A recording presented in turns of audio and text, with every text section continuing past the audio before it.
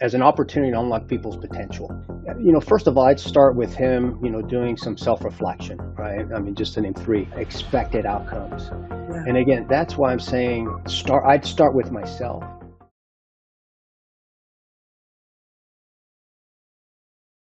Welcome to Rise Up For You TV. I'm your host, Lauren Sweeney, Vice President at Rise Up For You, for this special Coaching Edition podcast episode. Today, we are going to hear from one of our expert leadership coaches and trainers who comes to us with a wealth of knowledge and information. And we're going to dive into a couple of coaching scenarios as we have done in our previous episodes. But first, I want to make sure that you have taken your Power Up assessment for yourself and your organization. If you didn't know, the Rise Up For You clients have access to our Rise Power Up methodology, and so can you. It's absolutely free, and all you need to do, it's on the screen, is go to powerup.riseupforyou.com. And you're going to look at your ability to have self-confidence for yourself and your team, emotional intelligence, transformational leadership, and influential communication. Immediately, you will be able to get your score and be able to see in a graph how are you doing in each of those 4 different areas and what can you do to move the needle. Well, let's dive into our episode for today. Today we have Ricardo Villalobos. He comes to us from Nevada, and he is one of our expert coaches and trainers who have gone through our certification. Ricardo, welcome to the podcast. Good morning, Lauren. Excited to be here. Thank you for this opportunity. Absolutely, Ricardo. Now, you come to us from a wealth of background of information and talent. Right now, you currently sit in the workforce space in nonprofits. Tell us briefly a little bit about your other work experiences and how you use that when you're coaching. Yeah, Lauren, great question. And again, thank you for this opportunity. I think as far as coaching and in the space that I'm in today and the spaces I've been in prior, I view coaching as an opportunity to unlock people's potential. It's the opportunity to help people reach their optimal self. And, I look at, again, coaching as it's not about giving people the answers as much as it is about creating the space for them to find the answers on their own, and creating the space that allows them time for reflection, accountability, and self-awareness, the thing that I believe every great coach provides for the people that they coach. I love that. Absolutely. I feel your passion for helping people reach their potential and for getting to a place of excellence. And that comes out from you when I see you do trainings or when I hear you give a coaching update. So I appreciate you being on today. And I want to cover a coaching scenario, if that's okay. Okay. Absolutely. Yeah. Okay. So this one comes to us from Bob, and Bob is a senior engineer. He's incredibly technically strong, but he's really struggling with emotional reactivity. His team, he has said, feels often intimidated, and he thinks he's losing his influence because of how he responds, especially under stress. How would you coach Bob while maintaining his high standards, but also really helping his emotional regularity? Great question, Lauren. And I think this scenario is not unique to Bob. And, one of the things that I think I would share with Bob as a coach, first of all, I'd start with him, doing some self-reflection, some self-assessment so that he can create self-awareness and really ask him questions to get him to see himself and maybe where his particular approach to working with his staff comes from. And, being able to just draw out why he believes he leads the way that he does would be kind of my first approach in, meeting with Bob and having a conversation with Bob. And then I would encourage Bob to look at the emotional intelligence portion of Rise Up For You. Again, I want to give that framework because I believe in it and I'm passionate about it. And to have Bob be able to assess, the 4 different categories of emotional intelligence as far as the 18 competencies are concerned. And I would just, again, start with that self-management. I believe leadership first and foremost starts with ourselves. And if we don't know how to really dig into assessing ourselves, having awareness about ourselves, I really believe that limits us to providing that for the people we lead. So first and foremost, I would encourage Bob, start with self.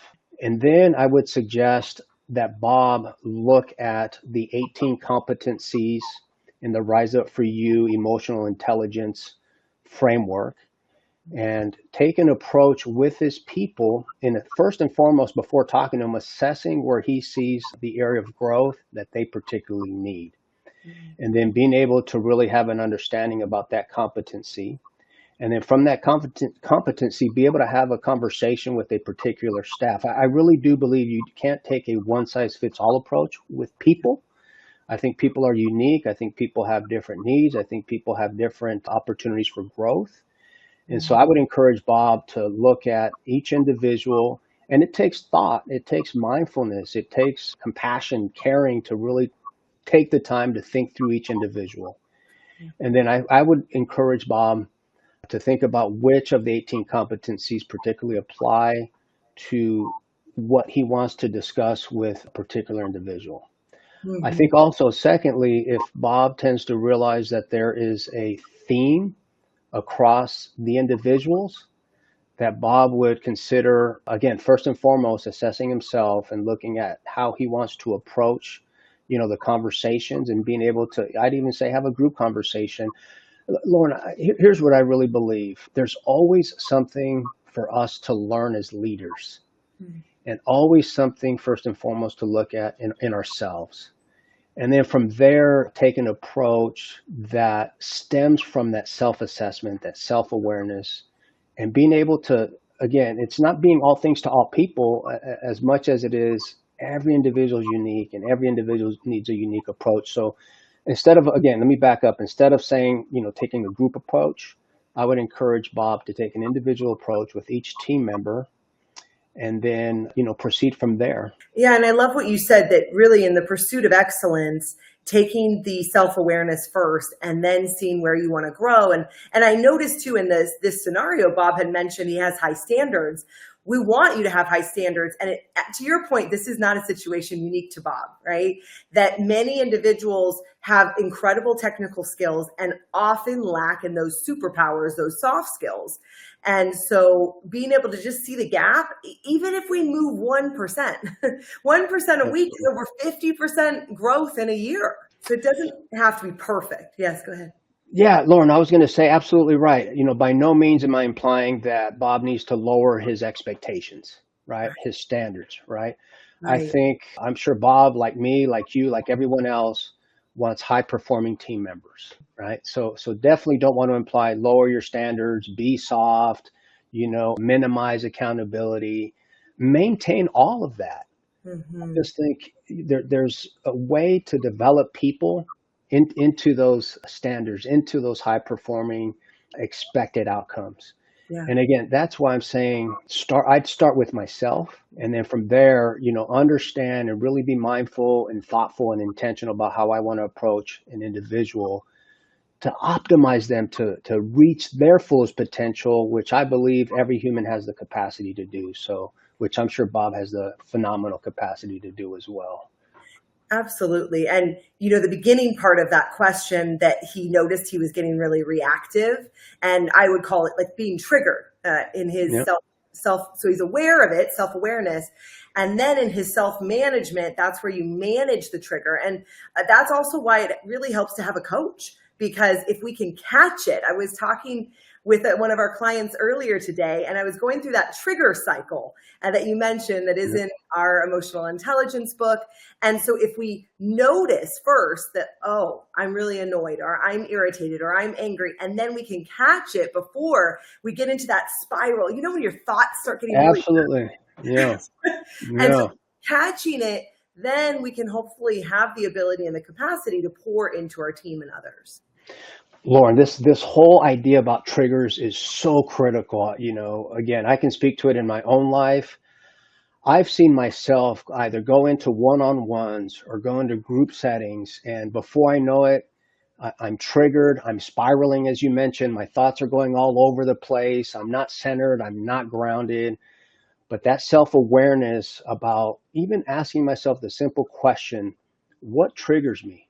What sets me off? What fires me up and gets me, in that direction that's unproductive, right, for myself, for the individual in a group setting.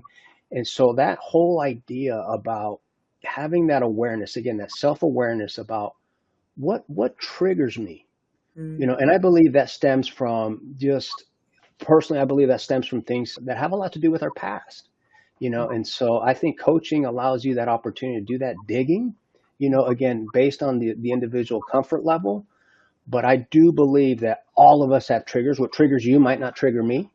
And so I think it's important to, again, have that understanding, take that time to grow that awareness about what triggers us so that we're able to bring our best self into interactions. Definitely. Very good, Ricardo. Well, let's do one more. Does that sound good? Yeah. Okay. I hope it's been helpful. So this is very helpful. Yeah, Very helpful. So this question comes to us from Heidi. She manages a remote team with growing tension and miscommunication. And when she put this question in, she said that she feels stuck between wanting to address the issues directly and not wanting to create more conflict. What would you recommend? What is the best way for leaders like Heidi to navigate conflict effectively and kind of rebuild trust on the team? Great question. And again, not unique, right? I've had to deal with it. You've had to deal with it. Again, I'm sure thousands have had to deal with it. I think it's first and foremost, Lauren, Heidi, how we look at confrontation, how we frame confrontation, what we tell ourselves about confrontation. I like to use carefrontation. Okay, I like that. Right. So in other words, the reason I'm going to have, oftentimes, let me start by saying confrontation tends to have a negative connotation, Sure. right? That things are going to get heated up. There's going to be this exchange, voices are going to, escalate. It doesn't have to be that. I think when individuals know that we care about them, it's easier to have the direct conversation with them. And so, in my case, I always ask myself first and foremost, have I done enough with my actions to let you know that I care about you as a human being, not just as an employee, but as a human being? Have I done enough to let you know, again, through my actions, that I care about you? Because when you know that, I really believe people are going to be more receptive to the direct conversations I need to have with them. Yeah. And so, again, Lauren, for me, I'll admittedly say I have a people-pleasing nature. I want to avoid those tough conversations. I don't want them because, again, in my mind, I have this idea about how they're going to go and spin out of control. And then, again, my people-pleasing nature says, you're not going to like me. It's going to be disruptive to our human connection.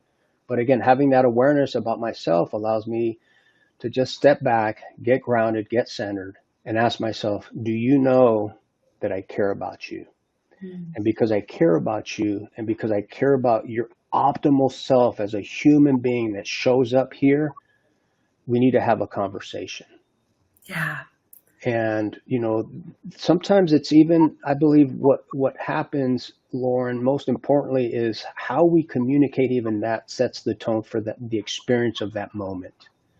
Because I believe the easiest people to have confrontation with are those who know that I care about them. And so, I spend a lot of time thinking through, how does this individual know that I care about them? How does that individual know I care about them? And again, it's different. But what I want them to know is I care. And because I care, I'm going to speak the truth to you in love. And that's why I frame it as carefrontation, Lauren. I really do believe we can't shy away from them if we really want people to be their optimal best versions. Again, them to show up for themselves and consequently, them to show up their best selves for the organization. So I hope that helps, Lauren. I hope that speaks to specifically the question you asked. If not, please re-ask it. I love that framework. And especially there are a lot of people, I like to call it a high courage conversation. Yeah.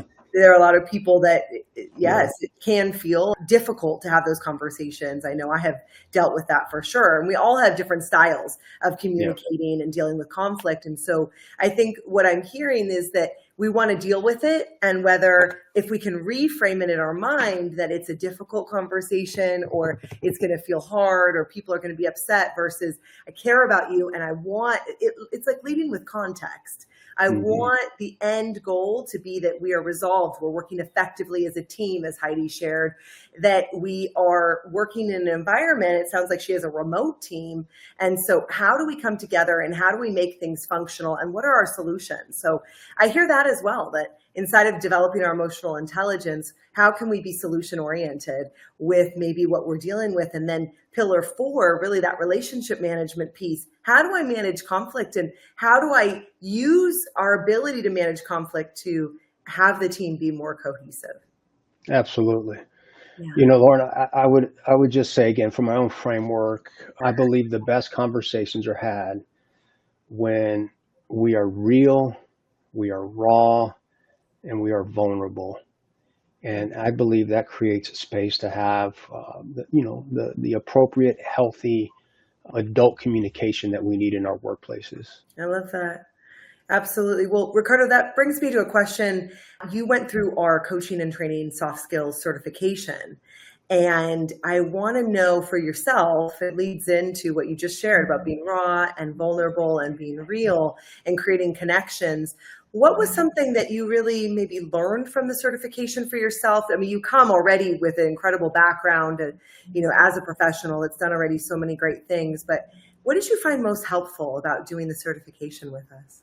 Yeah, thank you, Lauren. You know me, I am a champion, an advocate, outspoken for this certification. And first and foremost, Lauren, I'll tell you why. It changed me. And I think that's why I start a lot with, looking at ourselves first. It changed me. And it affected and impacted me on a professional level and on a personal level.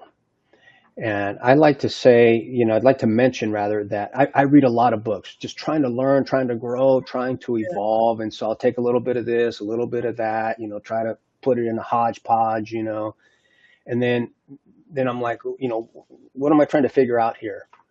Right. I mentioned that, Lauren, because for me, the certification and going through that training gave me a framework that I can stick to.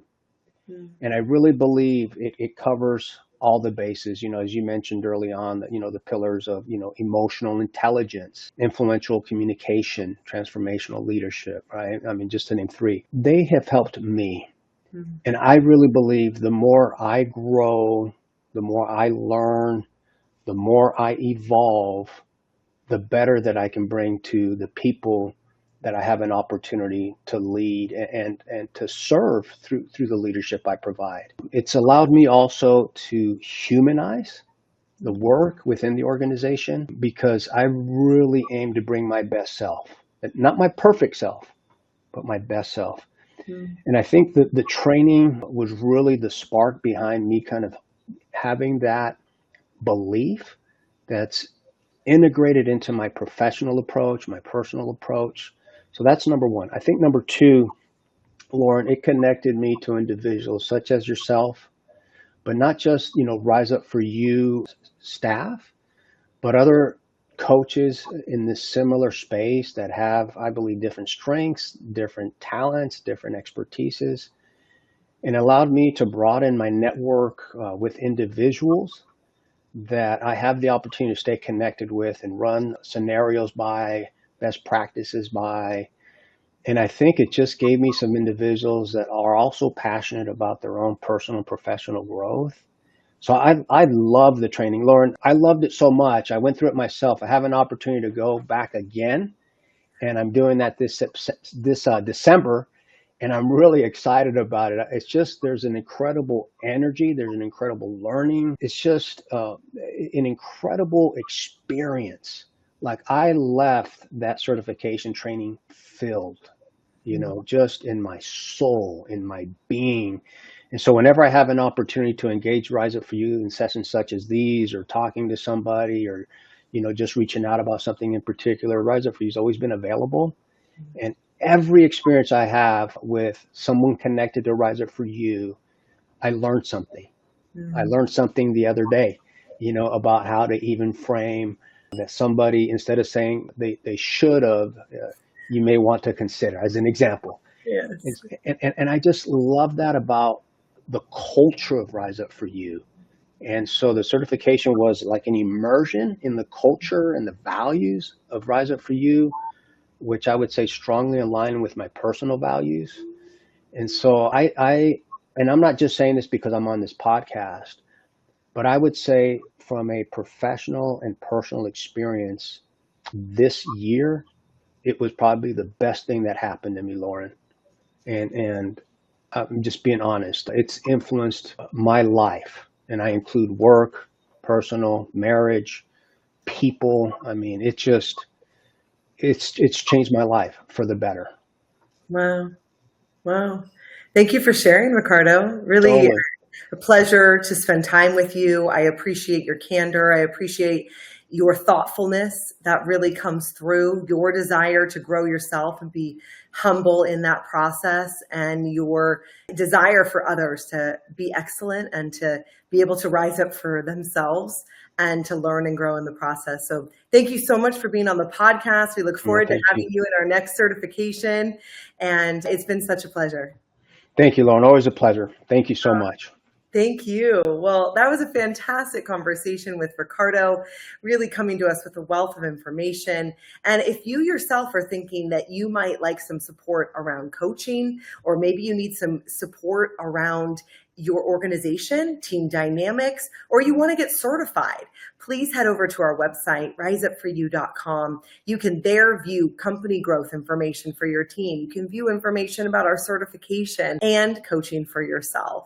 Well, this has been a fantastic episode of Rise Up For You TV. I can't wait till we dive into the next one, and I will see you there. Hey, thanks for joining us today on the Rise Up For You podcast. You know, every episode is designed to give you practical tools and strategies on success, entrepreneurship, leadership, and so much more. You know, the skills that actually help you be seen, be heard, and be relevant. So if you haven't already, make sure you subscribe to our YouTube channel and any podcast platform, your favorite, so that you can catch weekly episodes with the leaders, entrepreneurs, and executives from around the world. We're all coming together for one reason and one reason only, and that is to help you be the best that you can be. Click the subscribe button below and share this episode. I'll see you next time.